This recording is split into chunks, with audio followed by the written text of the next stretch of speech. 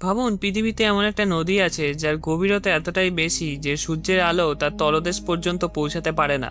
এমন এক নদী যার অন্ধকার জলের নিচে আজও এমন অনেক রহস্য লুকিয়ে আছে যেগুলোর সম্পূর্ণ উত্তর বিজ্ঞানীরাও দিতে পারেননি। এই নদীর বুকে এমন শক্তিশালী স্রোত বয়ে যায় যা আধুনিক যন্ত্রপাতিকে অসহায় করে দিতে পারে। এর গভীরে এমন সব প্রাণী বাস করে যাদের চোখ নেই, কারণ তারা কোনোদিন আলো দেখেনি। আবার এমনও হয়েছে মাত্র কয়েকশো মিটার দূরে থাকা দুটি মাছের দল লক্ষ লক্ষ বছর ধরে কখনো একে অপরের সঙ্গে দেখা করেনি, কারণ নদীর নিচে রয়েছে অদৃশ্য জলের দেওয়াল যা তাদের আলাদা জগতে আটকে রেখেছে। আরও অবাক করার বিষয় হলো, পৃথিবীর সবচেয়ে বড় বড় গবেষণা প্রতিষ্ঠানগুলো এই নদীর প্রতিটি অংশ এখনো পুরোপুরি অনুসন্ধান করতে পারেনি। এমনকি বিজ্ঞানীরা মনে করেন এর গভীরে এখনো অনেক এমন প্রাণী অস্তিত্ব রয়েছে যাদের সম্পর্কে মানুষের কোনো ধারণাই নেই। আজকের এই ভিডিওতে আমরা প্রবেশ করব আফ্রিকার হৃদয়, পৃথিবীর সবচেয়ে রহস্যময় নদীগুলোর একটা গল্পে। জানবো কেন এই নদীকে বিশ্বের সবচেয়ে গভীর নদী বলা হয়, কেন এর নিচে সূর্যের আলো পৌঁছায় না, কিভাবে স্রোত বিজ্ঞানীদের চ্যালেঞ্জ জানায়, কেন এখানে এমন প্রাণী জন্ম হয়েছে যারা কখনো আলো দেখেনি, আর কি কি বিস্ময় ও রহস্য আজও কঙ্গো নদীকে পৃথিবীর অন্যতম অচেনা স্থান হিসাবে ধরে রেখেছে। কঙ্গো নদী পৃথিবীর সবচেয়ে গভীর নদী। বর্তমানে বিজ্ঞানীদের হিসাব অনুযায়ী এর সর্বোচ্চ নিশ্চিত গভীরতা প্রায় 220 মিটার, অর্থাৎ 720 ফুট। তবে এটা চূড়ান্ত সংখ্যা নয়, কারণ নদীটির অনেক অংশ এতটাই গভীর, স্রোত এতটাই শক্তিশালী ও জলের নিচের ভূখণ্ড এতটাই জটিল যে সেখানে সঠিকভাবে গভীরতা মাপা অত্যন্ত কঠিন। তাই অনেক বিজ্ঞানী মনে করেন কিছু অংশ 220 মিটারেরও বেশি গভীর হতে পারে। জল সূর্যের আলো শোষণ করে ফেলে। সাধারণত সমুদ্রে প্রায় 200 মিটারের পর সূর্যের আলো প্রায় সম্পূর্ণ হারিয়ে যায়। কঙ্গো নদীর সবচেয়ে গভীর অংশেও একই ঘটনা ঘটে। এত গভীরে নেমে গেলে চারপাশ একেবারে অন্ধকার হয়ে যায়। সেখানে দিনের বেলাতেও কোনো প্রাকৃতিক আলো পৌঁছায় না, ফলে নিচের পরিবেশ যেন চিরস্থায়ী রাতের মতো। লক্ষ লক্ষ বছর ধরে প্রবল জলের স্রোত, টেকটনিক পরিবর্তন এবং ভূমিক্ষয়ের কারণে কঙ্গো নদীর তলদেশ ধীরে ধীরে কেটে একটা বিশাল গভীর খাদ বা চ্যানেলে পরিণত হয়েছে। বিশেষ করে নদীটির নিম্ন অংশের স্রোতের গতি অত্যন্ত বেশি হওয়ায় নদীর তল আরও গভীর হতে থাকে। এই গভীরতার কারণে নদীর উপরের জলের সঙ্গে নিচের জলের খুব কম মিশ্রণ হয়, ফলে নিচে অক্সিজেনের পরিমাণ কম থাকতে পারে, তাপমাত্রাও আলাদা হয়। বিজ্ঞানীরা এমন কিছু মাছ ও জলজ প্রাণীও খুঁজে পেয়েছেন যারা দীর্ঘদিন ধরে অন্ধকার পরিবেশে থাকার কারণে প্রায় অন্ধ হয়ে গেছে, অথবা তাদের চোখ খুব ছোট হয়ে গেছে। অনেক প্রজাতির শরীরের রঙও খুব কম দেখা যায়, কারণ সেখানে আলো পৌঁছায় না। কঙ্গো নদীর সবচেয়ে বড় রহস্য হল এর তলদেশ। আজ পর্যন্ত বিজ্ঞানীরা এর অল্প কিছু অংশই বিস্তারিতভাবে অনুসন্ধান করতে পেরেছেন, কারণ নদীটির স্রোত পৃথিবীর সবচেয়ে শক্তিশালী নদীর স্রোতগুলোর একটা। অনেক জায়গায় জলের গতি এত বেশি যে গবেষণার যন্ত্র স্থির রাখা কঠিন হয়ে পড়ে। বিজ্ঞানীরা আধুনিক সোনার প্রযুক্তি ব্যবহার করে জানতে পেরেছেন নদীর নিচে শুধু সমতল তলদেশ নয়, সেখানে রয়েছে বিশাল আন্ডারওয়াটার ক্যানিয়ন, খাড়া পাথুরে ক্লিপ, গভীর চ্যানেল, খাদ এবং জটিল ভূগঠন। কিছু ক্যানিয়ন এতটাই গভীর যে সেগুলো ছোট পাহাড়ি উপত্যকার মতো দেখতে। নদীর গভীরতা এক জায়গায় একরকম নয়, কয়েক মিটার এগোলেই হঠাৎ করে গভীরতা অনেক বেড়ে যায়। এছাড়া জলের নিচে প্রচণ্ড ঘূর্ণিস্রোত, ঘোলা জল এবং ভেসে আসা পলি সোনার সিগন্যালকে প্রভাবিত করে, ফলে পুরো তলদেশের নির্ভুল মানচিত্র তৈরি করা এখনো সম্ভব হয়নি। এত গভীর ও দ্রুতগতির জলে ডুবুরি পাঠানো অত্যন্ত বিপজ্জনক। অনেক এলাকায় জলের চাপ, ঘূর্ণিস্রোত এবং দৃশ্যমানতা এতটাই খারাপ যে মানুষ সরাসরি সেখানে অনুসন্ধান করতে পারে না।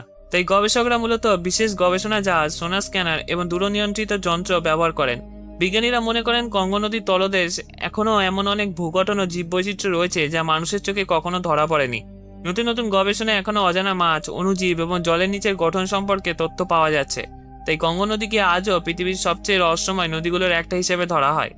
কঙ্গো নদীর কিছু সরু ও গভীর অংশে জলের স্রোতের গতি প্রতি সেকেন্ডে 7 মিটার, প্রায় 23 ফুট বা তারও বেশি হতে পারে। এটা পৃথিবীর সবচেয়ে শক্তিশালী নদীর স্রোতগুলোর একটা। এত দ্রুতগতির জল বিশেষ পরিমাণ জলকে মুহূর্তের মধ্যে গভীরে টেনে নিয়ে যায়। নদীর নিচে অসংখ্য ঘূর্ণি, বিপরীতমুখী স্রোত এবং টার্বুলেন্স তৈরি হয়, যা জলের নিচে পরিবেশকে অত্যন্ত বিপজ্জনক করে তোলে।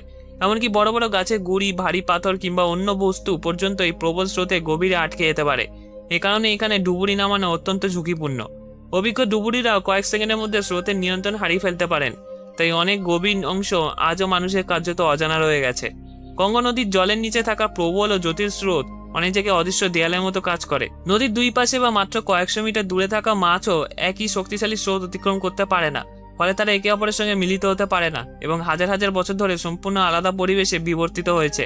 এই দীর্ঘ বিচ্ছিন্নতার কারণে একই পূর্বপুরুষ থেকে অসংখ্য নতুন প্রজাতির জন্ম হয়েছে। বিজ্ঞানীরা মনে করেন কঙ্গো নদীর গভীর স্রোত এখানে এত বিপুল সংখ্যক অনন্য মাছের প্রজাতি তৈরি হওয়ার অন্যতম প্রধান কারণ। কঙ্গো নদীতে এখন পর্যন্ত 700টির বেশি মাছের প্রজাতি শনাক্ত করা হয়েছে, যা এটিকে বিশ্বের সবচেয়ে জীববৈচিত্র্যময় নদীগুলোর একটা করে তুলেছে। এর মধ্যে কিছু মাছের গোষ্ঠীর প্রায় 80% প্রজাতি পৃথিবীর আর কোথাও নেই, শুধু কঙ্গো অববাহিকাতেই পাওয়া যায়। শুধু মাছই নয়, এই নদী এবং এর আশপাশের জলাভূমিতে অসংখ্য চিংড়ি, কাঁকড়া, কচ্ছপ, উভচর প্রাণী এবং অণুজীব বাস করে, যাদের অনেকগুলো সম্পর্কেও এখন খুব কম তথ্য জানা গেছে। আধুনিক প্রযুক্তি ব্যবহার করে বিজ্ঞানীরা নিয়মিত নতুন নতুন প্রজাতি আবিষ্কার করেছেন, কারণ কঙ্গো নদীর অনেক গভীর অংশ এখনও পুরোপুরি অনুসন্ধান করা সম্ভব হয়নি। তাই গবেষকদের ধারণা এখানে এখনও অসংখ্য অজানা প্রাণী লুকিয়ে থাকতে পারে। কঙ্গো নদীর গভীর অংশে এমন কিছু মাছ বাস করে যাদের চোখ খুবই ছোট, আবার অনেক প্রজাতির চোখ প্রায় সম্পূর্ণ অকার্যকর বা নেই বললেই চলে। বিজ্ঞানীরা মনে করেন লক্ষ লক্ষ বছর ধরে সূর্যের আলো কখনো সেখানে পৌঁছায়নি, তাই চোখ ব্যবহার করার আর কোনো প্রয়োজন ছিল না। বিবর্তনের মাধ্যমে তারা ধীরে ধীরে দৃষ্টিশক্তি হারিয়ে ফেলে।